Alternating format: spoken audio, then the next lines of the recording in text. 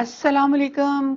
मैं हूँ असरा अजहर। क्या हाल चाल है आपका? ठीक है, खैरियत से हैं? बहुत सारी दुआएं आपके लिए, अल्लाह आपको खैरियत से रखे। आज का जो टॉपिक मैं आपके लिए लेकर हाजिर हूँ वो हमारे बहुत सारे ऐसे फैमिली मेंबर्स हैं, ऐसे घर हैं जिनके बहुत ही काम आएगा। आज 28 दिसंबर 2022 है और आज का जो टॉपिक है वो है किडनी को लेकर, हमारे गुर्दों को लेकर। हमारे बहुत सारे प्यारे ऐसे हैं जो किडनी के प्रॉब्लम्स में जूझ रहे होते हैं, परेशान होते हैं और उनको अपने किडनी के लिए डायलिसिस करवाने के लिए हॉस्पिटल जाना पड़ता है। किडनी डायलिसिस करवाने के लिए हॉस्पिटल कई दफ़ा तो उन्हें डेली के हिसाब से जाना पड़ता है, वरना हफ्ते में 2 से 3 दफ़ा वो जाते हैं। ये एक तकलीफ दे अमल है। तकलीफ दे अमल ये किडनी का डायलिसिस क्यों करवाना पड़ता है? एक तो हम इस टॉपिक पे बात सुनेंगे। मैं आपको एक ऐसे डॉक्टर्स की बात सुना रही हूँ जिन्होंने डायलिसिस करवाने वाले लोगों के लिए बहुत कुछ बताया है। हमारे जिस्म में ये सब प्रॉब्लम्स क्यों आती है? गुर्दे हमारे वो काम करते हैं जो कि हमारे जिस्म से जितना खाया पिया है उसको गंद को निकालते हैं, फिल्टर करते हैं। यूरिन के जरिए हम उस सारे फालतू का जितना भी मवाद हमारे जिस्म में खाने पीने से आ जाता है, पानी पीने से या जो खुराक हम ले रहे होते हैं वो ज़ाया कर देता है। अगर एक रिपोर्ट लेकर आपकी खदमत में मैं हाजिर हूँ, तो चलते हैं उन्हीं एक्सपर्ट्स की तरफ जिनसे ये बात पूछी जा रही है कि किडनी खराब होती है तो कि हमारे जिस्म में क्या प्रॉब्लम आती है और उसमें डायलिसिस क्या होते हैं और क्यों करवाने पड़ते हैं और कब कब करवाने होते हैं, ये सारी इस रिपोर्ट में आप सुनेंगे। तो चलें हम रिपोर्ट की तरफ चलते हैं। आपने बताया कि जो किडनी पेशेंट हैं जिनका डायलिसिस होता है, हाँ। वो किस तरह से डायलिसिस से बच जाते हैं और किडनी जो है प्रॉपर वापस हील हो जाती है, क्योंकि मोस्टली हमने देखा है कि जिसकी किडनी खराब हो गई वो ट्रांसप्लांट ही कराता है या मर जाता है। ये एक इम्पॉर्टेंट बात है जो मैं आपको बताना चाहता हूँ ताकि आप इसको उन लोगों तक पहुँचाएं जिनको इसकी ज़रूरत है। ऐसे बहुत सारे लोग हैं लाखों में जो हर दूसरे दिन या तीसरे दिन डायलिसिस कराते हैं। पहले तो समझना पड़ेगा डायलिसिस क्या है। बहुत ही सिंपल है, आधे मिनट में समझ जाएंगे। आप जो भी कुछ खाते हैं पीते हैं उसमें कुछ चीज़ें बॉडी उपयोग में लाता है, एनर्जी में कन्वर्ट करता है, कुछ चीज़ें बॉडी यूज़ नहीं कर पाता है, तो आप यूरिन पेशाब के रास्ते उनको बाहर फेंक देते हैं। तो वो पेशाब कैसे बनता है? वो किडनी का काम होता है। उसके अंदर वो सारी चीज़ें हैं पेशाब में जो बॉडी को नहीं चाहिए, तो बॉडी ने उसको बाहर भेज दिया। क्रेटनाइन है, यूरिया है, यूरिक एसिड है, ऐसे बहुत सारी चीज़ें हैं, छोटे मोटे प्रोटीन हैं अलग अलग तरह के जो बॉडी को नहीं चाहिए। तो बॉडी ने पेशाब किया। आप बोलेंगे अरे मुझे पेशाब आ रहा है, तो वो किडनी ने बाहर भेजने का तैयारी कर ली है और आप गए और आपने अपने आप को हल्का किया, ठीक हो गया। ये तो हुआ नॉर्मल। आपका बॉडी खुद ही आपका डायलिसिस कर रहा है। डायलिसिस ये है, हमारा बॉडी हमारे अंदर की जो चीज़ जो हमें नहीं चाहिए वो बाहर फेंकने का रास्ता बनाया, इसे कहते हैं डायलिसिस। यानी कि हमारे सबकी बॉडी करती है इसको। अगर वो करना बंद कर दे, किडनी अपना काम करना बंद कर दे, अब जब मैं पानी पी रहा हूँ और बॉडी को उनमें से कई सारी चीज़ नहीं चाहिए लेकिन बाहर का रास्ता बंद है, तो बॉडी क्या करेगा? गुब्बारे की तरह, बैलून की तरह उस पानी को, उस फ्लूइड को बॉडी में ही इकट्ठा होता रहेगा। ऐसे लोगों के पैर आप देखेंगे हाथी की तरह हो जाते हैं, सूज जाते पैर, हाथ सूज हाँ, जाते हैं, पैर हाथ सूज जाते हैं, गले मुंह सूज जाता है। तो क्या है? उनका जो यूरिन आउटपुट है, पेशाब, या तो कम हो गया है या खत्म हो गया है। अगर आपसे बोलें कि एक दिन बिना पेशाब किए रहना है, इम्पॉसिबल। कितना दर्दनाक हो सकता है। और ऐसे लोग फिर मशीन की मदद लेते हैं। वो मशीन वो खींचता है खून में से वो ऐसे पानी जो खराब है और निकाल के बाहर करता है। इसका मतलब हर दूसरे दिन उसको ऐसा करना पड़ता है और दूसरे दिन तक बॉडी में पानी जमा रहता है। और जबकि बॉडी में पानी जमा रहेगा तो उसका हार्ट के ऊपर भी बोझ है, लंग्स के ऊपर भी बोझ है। हर दिन वो कमज़ोर होता जा रहा है, हर दिन वो मरता जा रहा है, डायलिसिस कराने के बावजूद भी या डायलिसिस कराने की वजह से भी, क्योंकि डायलिसिस भी किडनी को और फर्दर खराब करती है। तो अब आपको समझ आ गया कि प्रॉब्लम क्या है, डायलिसिस किसे कहते हैं, किडनी खराब होना किसे कहते हैं। ऐसे लोगों को पहचानेंगे कैसे? आप जब देखेंगे, हम कैसे पहचानते हैं ऐसा पेशेंट को? कोई रिपोर्ट की ज़रूरत नहीं है मुझे, आपको भी ज़रूरत नहीं है। आप सिर्फ ऊपर से नीचे देखेंगे, अगर पैर हाथ में सूजन है थोड़ा बहुत भी, तो समझ लीजिए कि किडनी फेलियर की तरफ आप बढ़ चुके हैं। लेकिन घबराने की बात नहीं है। पहली बात, जब सूजन होती है बॉडी में, पानी जम जाता है तो सांसें भी नहीं ले पाता है, मुश्किल से लेता है, तो ये भी गड़बड़ है। वो चलता है, थक जाता है, ये भी गड़बड़ है। तो ये तो हो गया। अब करना क्या है, सोल्यूशन क्या है? आपके बॉडी के अंदर से पानी को निकालना है। उसके लिए बड़ा आसान गॉड का दिया हुआ सोल्यूशन आपके पास ही है इसी वक्त। तीसरा kidney, third kidney. Third kidney किसे कहते हैं? आपका स्किन, सबसे बड़ा बॉडी का ऑर्गन। आपके स्किन में देखेंगे छोटे छोटे छेद हैं, है ना? तो ये जो छेद हैं, ये छेद से पसीना निकलता है। आप पसीने का एक बूंद लीजिए, पेशाब का एक बूंद लीजिए, दोनों को लैब में ले जाइए। अब पूछिए कि इसमें क्या है। पेशाब के एक बूंद में क्रेटिनाइन, यूरिया, यूरिक एसिड, वो सारा कुछ मिलेगा जो पसीने के एक बूंद में मिलेगा।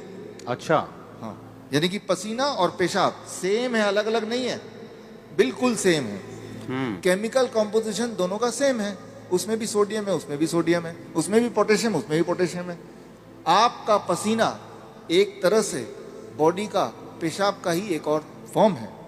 आपका जो स्किन है, ये भी भगवान का बनाया हुआ इमरजेंसी किडनी है, इमरजेंसी किडनी। तो उस इंसान का जिसके दोनों किडनी खराब हो गए, अब क्या करेंगे? ये जो स्टेपनी है, मैं इसको स्टेपनी बोलता हूँ। आपकी गाड़ी का एक टायर पंचर हो गया, आप स्टेपनी यूज करते हैं ना, तो हम बोलते हैं कि ये स्किन को यूज कर लो, स्किन से बाहर निकाल दो।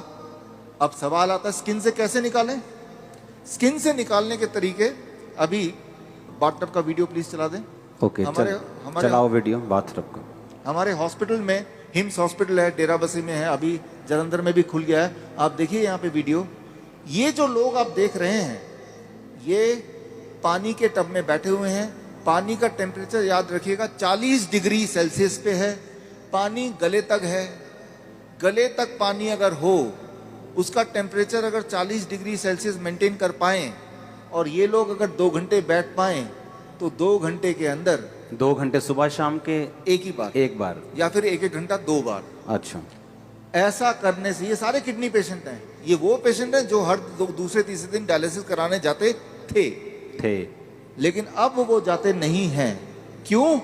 क्योंकि वो अब ऐसा करते हैं, इससे उनकी तीसरी किडनी से वो सारा जो मल है, जो पेशाब के रास्ते नहीं निकल पा रहा था, वो निकल जाता है। पहली बात। दूसरी बात, और ऐसे टप में, कोई भी टप में बैठ जाना है, कोई भी टप में, कोई भी टप हो, और उसमें जो पानी है उसे 40 डिग्री पे ही रखना है। 40 डिग्री पे रखना। और नापना कैसे? थर्मामीटर से। थर्मोमीटर आप 150-200 रुपए का मिल जाएगा। पानी नापने वाला, जो पानी नापने वाला स्पेशल थर्मामीटर, स्पेशल थर्मोमीटर 150-200 में मिल जाएगा। हाँ, उसको चेक करते रहना कि वो 40 डिग्री पे मेंटेन रहे। अगर कम हो गया, गर्म पानी डाल लेना है, गर्म पानी डाल देना, 2 घंटे बैठना है। 2 घंटे बैठना है। ये टेम्परेरी सोल्यूशन है कि किडनी हील भी होगी? इसमें मैं आता हूँ। हाँ, ये किडनी हील होगी, लेकिन कैसे? 2 चीज होगा उसके साथ।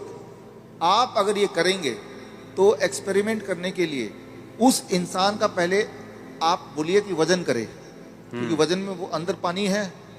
2 घंटे बाद दोबारा वजन करेंगे तो आधा किलो, 1 किलो, 1.5 किलो वजन कम मिलेगा। मतलब बाहर आ गया, वो बाहर आ गया। पहली बात। आप एक और काम करें, उनके पैरों के सूजन के फोटो खींच लें। 2 घंटे बाद दोबारा देखें, अरे सूजन कहाँ गया? अरे बाहर चला गया, उसको बॉडी ने बाहर भेज दिया। एक और काम करें, किडनी पेशेंट की एक दिक्कत होती है, उनका बीपी बहुत हाई रहता है। क्यों? गुब्बारे को जैसे फुलाएंगे तो प्रेशर बढ़ गया ना, तो बॉडी भी तो गुब्बारे की तरह फूल रही है, पानी अंदर डल डल के, तो प्रेशर बढ़ता जा रहा है। तो चाहे कितनी भी दवा खा लें किडनी का पेशेंट, प्रेशर उनका बहुत ज्यादा होता है, ब्लड प्रेशर। अच्छा। लेकिन तो अब पहले प्रेशर नाप लें, ज्यादा ही मिलेगा, 200/100। अब पानी में बिठाएं, और अब पानी में बिठाने के बाद 2 घंटे बाद दोबारा प्रेशर नापें, तो प्रेशर कम हो जाएगा। कम से कम 40 यूनिट कम हो जाता है, किसी का 20 यूनिट कम हो जाता है, लेकिन कम जरूर होता है, हर एक का कम होता है। तो जो मेन सिम्टम होते हैं किडनी पेशेंट के, वो सारे सिम्टम एक क्लासिक सिम्टम होता है। मोस्टली बोलते हैं कि किडनी आपकी श्रिंक हो गई है जी, किडनी सुंगड़ गई है, सिकुड़ गई है, वो काम नहीं कर रही। हाँ, वो फिर से बढ़ेगी कि नहीं बढ़ेगी, ऐसे ही रखना पड़ेगा पेशेंट को? ये बड़ा इंटरेस्टिंग है। ये सवाल बहुत सारे पेशेंट ठीक होने के बाद भी पूछते हैं ठीक होना कैसे पता चल गया कि अब उनको ये करने की जरूरत नहीं है। 3 महीना लगातार करने के बाद अब करने की जरूरत ही नहीं है। अब पेशाब भी नॉर्मल हो रहा है, सूजन भी नहीं आ रही है, ब्लड प्रेशर भी नॉर्मल है, यानी ठीक हो गया। लेकिन वो क्रिएटिनाइन और यूरिया, क्रिएटिनाइन भी नॉर्मल आ गया, यूरिया भी नॉर्मल आ गया, यूरिक एसिड भी नॉर्मल है, सारा कुछ नॉर्मल हो गया, हाँ, ब्रीदिंग भी नॉर्मल है। साइज किडनी का। अब आता है साइज।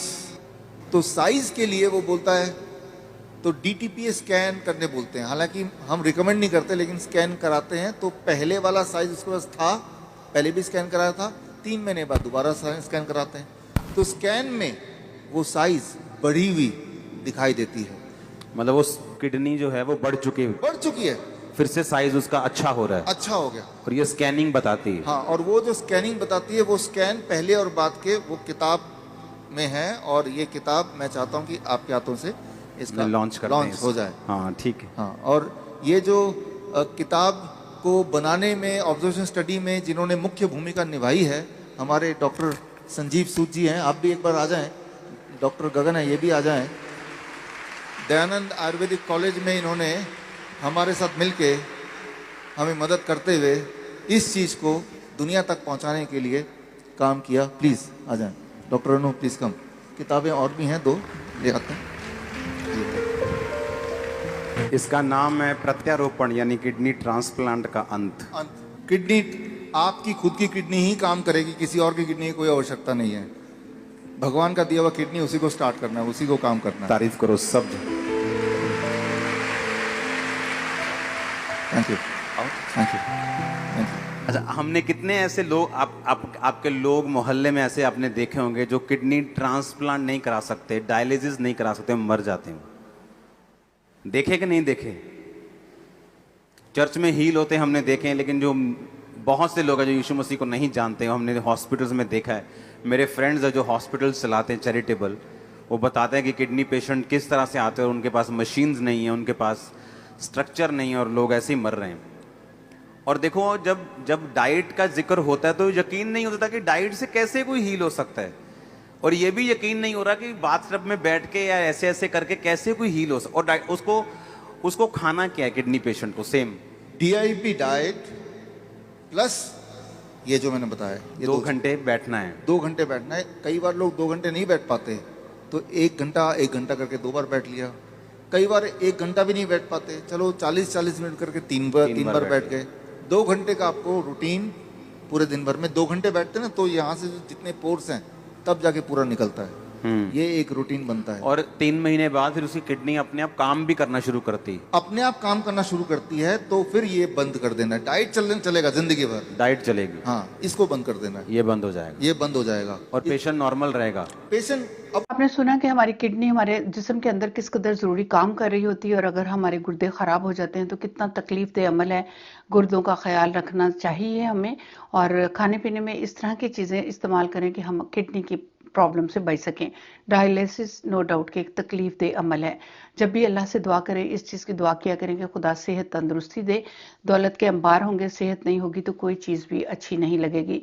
डाइनिंग टेबल पे आप बैठे हुए हैं, बहुत कुछ खाने को है, लेकिन आप किडनी की वजह से वो चीज़ें इस्तेमाल नहीं कर पाएंगे, तो इससे ज़्यादा और दुख किस चीज़ का होगा। अल्लाह सबको अपने हिफ्ज़ ईमान में रखें। मैं आपसे इजाज़त चाहूँगी। मेरे चैनल को सब्सक्राइब ज़रूर कीजिएगा। दुआओं में याद रखिएगा। मेरी तरफ से रब रखा। खुदा हाफिज़।